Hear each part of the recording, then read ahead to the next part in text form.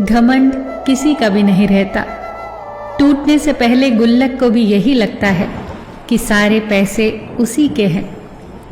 घमंड को लेकर एक बहुत ही प्यारी कहानी है। एक बार श्री कृष्ण द्वारिका में अपनी पत्नी रानी सत्यभामा के साथ विराजमान थे। उसी वक्त सत्यभामा ने व्यंग की हंसी हंसते हुए श्री कृष्ण से पूछा, आपने त्रेता युग में राम के रूप में अवतार लिया था और उस समय आपकी पत्नी सीता बनी थी, क्या वह मुझसे भी अधिक रूपवती थी? श्री कृष्ण सत्यभामा का प्रश्न सुनकर कुछ कहने ही वाले थे कि गरुड़ ने भी उनसे प्रश्न किया, प्रभु, क्या कोई इस संसार में है जो मुझसे भी तेज उड़ सकता हो? इसी बीच सुदर्शन चक्र ने भी पूछा, भगवान, मेरी ही वजह से आपने कितनी बार शत्रुओं का नाश किया, क्या मुझसे भी अधिक शक्तिशाली कोई है?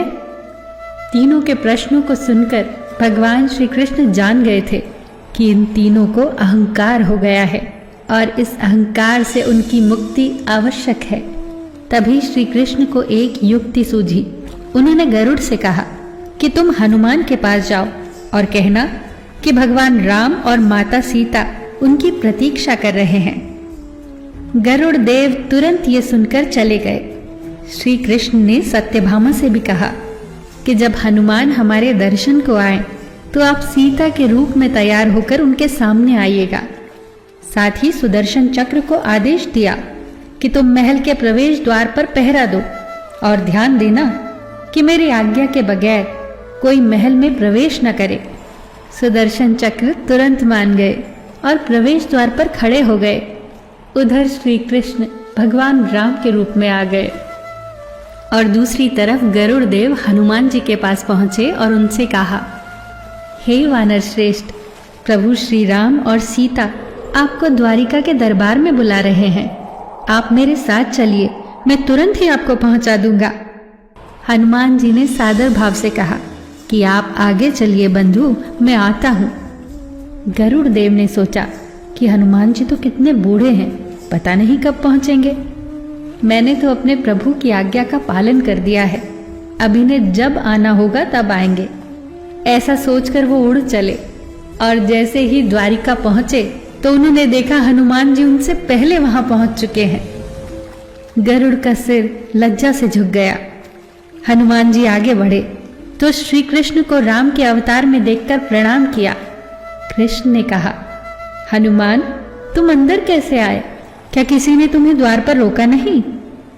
इस पर हनुमान जी ने अपने मुख से सुदर्शन चक्र बाहर निकाल कर रख दिया।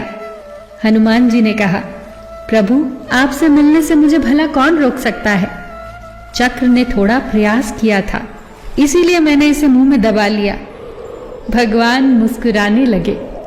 सत्यभामा अभी भी सीता के रूप में हनुमान के सामने बैठी थी।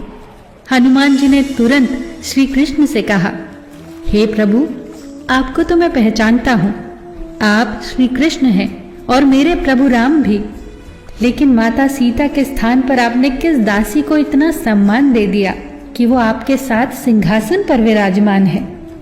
इतना सुनते ही सत्यभामा की आंखें भर आई और उनका घमंड चूर चूर हो गया। साथ ही सुदर्शन और गरुड़ भी लज्जित हो गए और उन्हें समझ में आ गया कि वो घमंड में अंधे हो गए थे, जिसका टूटना अवश्यंभावी था। वो तीनों प्रभु की लीला को समझ गए। दोस्तों, किसी का अहंकार तोड़ने में ईश्वर देर नहीं करता।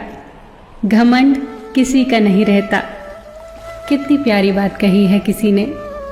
अहंकार में तीन गए, धन, वैभव और वंश, ना मानो तो देख लो रावण, कौरव, कंस। फिर मिलेंगे दोस्तों अगली वीडियो के साथ। तब तक के लिए अपना ख्याल रखना और हमेशा मुस्कुराते रहना।